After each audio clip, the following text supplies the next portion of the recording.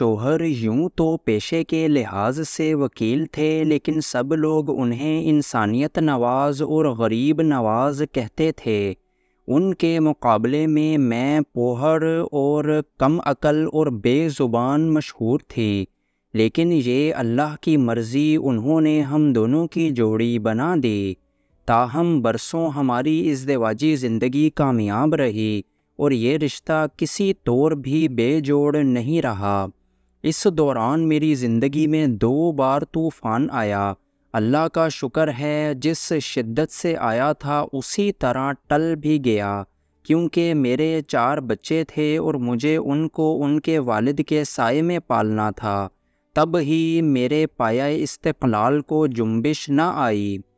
میرے خاوند بڑے نفیس طبیعت مشہور تھے، ہمیشہ سفید اجلا لباس زیب تن کرتے، جبکہ میں اپنے سراپا پر کوئی خاص توجہ نہیں رکھتی تھی، کیونکہ میری زندگی میں 100 طرح کے کام میری ذات سے زیادہ توجہ طلب تھے۔ مثلاً بچوں کو ہوم ورک کرانا، بیمار ہوتے تو ڈاکٹر کے پاس لے جانا، گھر کے کام کاج جو ختم ہونے کا نام نہیں لیتے تھے، جبکہ میرے شریک زندگی بے حد مہمان نواز تھے، اس لیے مہمانوں کی آمد و رفت کا سلسلہ روز و شب جاری و ساری رہتا تھا۔ اتنی ذمہ داریاں نبھانے کے بعد بھلا اپنی ذات کو بنا سنوار کر رکھنے کا وقت کب نکل سکتا ہے؟ میں اپنے میاں سے 10 برس چھوٹی تھی، لیکن دیکھنے میں ان سے 10 برس عمر میں بڑی نظر آتی، البتہ عقل کے لحاظ سے شاید 10 برس سے بھی کم رہی ہوں گی۔ وجہ یہ کہ وکالت کا پیشہ کامیابی کے لیے پھرتی اور شاطری چاہتا ہے، جبکہ میں سیدھی سادی عورت تھی۔ اصل بات یہ ہے کہ میں سب کچھ سمجھ کر بھی نہیں سمجھتی تھی، ہر ایک پر جلد اعتبار کر بیٹھتی، کچھ بے حس بھی ہو گئی، جبکہ میاں صاحب بہت رحم دل، خاص طور پر کمزور طبقہ یعنی صنف نازک پر انہیں زیادہ رحم آتا، انہیں وہ مظلوم طبقہ کہتے۔ یوں میاں صاحب کا شمار شرفاء میں ہوتا، ہمیشہ نظریں نیچی رکھتے، لیکن ہر کسی کے ہر معاملے پر گہری نظر ہوتی، جو کہ ایک کامیاب وکیل ہونے کی دلیل ہے۔ معمولی باتیں جس کو عام طور پر نوٹ نہیں کیا جاتا، یہ ان کو نوٹ کر لیتے اور اپنی یادداشت کی ڈائری میں محفوظ رکھتے۔ ان میں دونوں صفات تھیں جو ایک کامیاب وکیل میں ہونی چاہیے۔ ضرورت ہوتی تو رعب کے ساتھ خوب گرج برس کر بات کرتے، حالات کا تقاضا ہو تو مہین اور میٹھے لہجے میں ٹھہر ٹھہر کر گفتگو کرتے، یوں کہ ہر بات مخاطب کے دل میں اترتی چلی جاتی۔ بات کرنے کا فن کوئی ان سے سیکھتا، جبکہ ان کے بقول ہماری بیگم کو تو ڈھنگ سے بولنا بھی نہیں آتا، ایسے ہی بس ادھر ادھر کی ہانکتی جاتی ہیں۔ مجھے ہمیشہ یہی محسوس ہوتا کہ مجھ سے کوئی خاص لگاؤ نہیں رکھتے، مگر لوگوں پر یہی ظاہر رہتا کہ ان کو اپنی شریک حیات کی بڑی پرواہ ہے۔ سارے کام اپنے مطلب کے کرتے، لیکن اگر کام غلط ہو جاتا تو مورد الزام بیوی ٹھہرتی، جیسے کہ مجھ بے وقوف نے ہی ان اچھے بھلے باہوش آدمی سے یہ غلطیاں کرائی ہیں۔ کہتے کیا کروں، بیوی کا کہنا بھی تو ماننا پڑتا ہے۔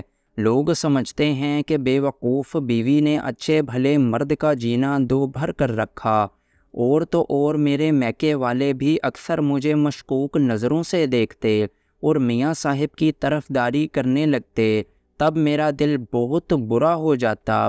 وہ اس طرح کہ جب میرے میکے سے رشتہ دار آ جاتے تو یہ ان کے ساتھ ساتھ میری بھی خوب آؤ بھگت کرتے، میری عزت یوں بڑھاتے کہ اگر بچے سے کہہ دوں کہ کھانا پکا رہی ہوں ذرا پانی تو لانا، بہت پیاس لگی ہے، یہ دوڑ کر ریفریجریٹر سے ٹھنڈے پانی کی بوتل نکال کر خود اپنے ہاتھ سے گلاس بھر لے آتے کہ یہ لو بیگم میں حاضر ہوں، کہو تو جان حاضر کر دوں۔ اس رویے سے لوگ یہ سمجھتے کہ یہ میرا بہت خیال رکھتے ہیں، لیکن میں شامت کی ماری اگر بیمار پڑ جاؤں تو انہیں فوراً ضروری کام یاد آ جاتا، پیشی کا کہہ کر لاہور یا اسلام آباد جانے کا کہہ دیتے۔ 2-4 دن بعد گھر لوٹتے تب تک میری طبیعت سنبھل چکی ہوتی۔ سب سے زیادہ الجھن اس وقت ان کو ہوتی جب میں گھر کا خرچہ مانگتی۔ کہتے ایسی عورتیں مردوں کو ایک آنکھ نہیں بھاتیں جو ہر وقت پیسوں کا مطالبہ کرتی رہتی ہیں۔ حالانکہ گھر کا خرچہ اور بات ہے، کسی اور مد میں پیسوں کا تقاضا اور بات۔ اس دوران اگر میری سہیلیاں یا میکے سے کزنیں وغیرہ آ جاتیں تو سرخ نوٹوں کی کبھی ہرے نوٹوں کی گڈی میرے ہاتھ میں تھما کر کہتے، لو اب ان کو رکھو بھی، کب تک میں ان کو لیے پھرتا رہوں گا؟ کل ہی ایک کیس کی فیس کلائنٹ دے کر گیا ہے، اور ہاں اپنے لیے بھی کچھ خرید لیا کرو۔ آج بازار جا کر اپنی پسند کے جوڑے لے آنا۔ تمام چوڑیاں امید ہے بن گئی ہوں گی، کل جا کر سونار سے لے آؤں گا۔ لیکن بیگم تم کچھ پہنتی نہیں ہو۔ حالانکہ میرا دل خون کے گھونٹ پی کر رہ جاتا ہے کہ آج تک انہوں نے مجھے ایک چھلا تک تو بنوا کر نہیں دیا۔ پھر بھی اپنی اور ان کی عزت رکھنے کو خاموش رہتی۔ مہمان خواتین کے جانے کے بعد میں شکوہ کرتی، میاں صاحب آپ ہمیشہ ایسی جھوٹی باتیں کرتے ہیں، آخر ایسا کیوں کرتے ہیں؟ جواب ملتا، ارے بیگم ایسا کہنے سے کیا فرق پڑتا ہے؟ ہماری عزت دوسروں کی نظروں میں بڑھ جاتی ہے، آخر عزت بھی کوئی شے ہے۔ میں چاہتا ہوں لوگ ہمارے گھرانے کو عزت کی نگاہ سے دیکھیں۔ میں مسکرا کر خاموش ہو جاتی۔ نوٹوں کی گڈی تو امانت ہوتی ہے، باوجود ضرورت کے ایک نوٹ اس میں سے نہیں نکالتی تھی۔ مجھے پتہ ہوتا تھا کہ مہمانوں کے جاتے ہی یہ مجھ سے کہیں گے، ادھر لاؤ وہ نوٹ، پرائی امانت ہے، کسی آدمی کی ضمانت کرانی ہے، روپیہ عدالت میں جمع کرانا ہے، کہیں اس میں سے تم نے کوئی نوٹ تو نہیں نکال لیا؟ میں لاکھ بھولی سہی اتنی بھی نہیں کہ ان کی طبیعت کو نہ سمجھتی۔ فوراً گڈی نکال کر لاتی اور کہتی، یہ رہی آپ کی امانت، گن لیں، ایک نوٹ بھی کم نہیں ہے۔ وہ فوراً میرے سامنے ہی بیٹھ کر نوٹ گننے لگتے کہ ایک نوٹ بھی گھر رہ گیا تو میرے موکل کی ضمانت نہ ہو سکے گی۔ امانت کا یہ قصہ مہینے میں 2 بار ضرور دہرایا جاتا۔ لیکن دلچسپ بات یہ تھی کہ یہ گڈی قطعی پرائی نہیں ہوتی تھی، ان کی اپنی ملکیت ہوتی، لیکن میں ہر بار یہ امانتیں رکھتی۔ پھر جوں کی توں یہ مجھ سے واپس لے لیتے۔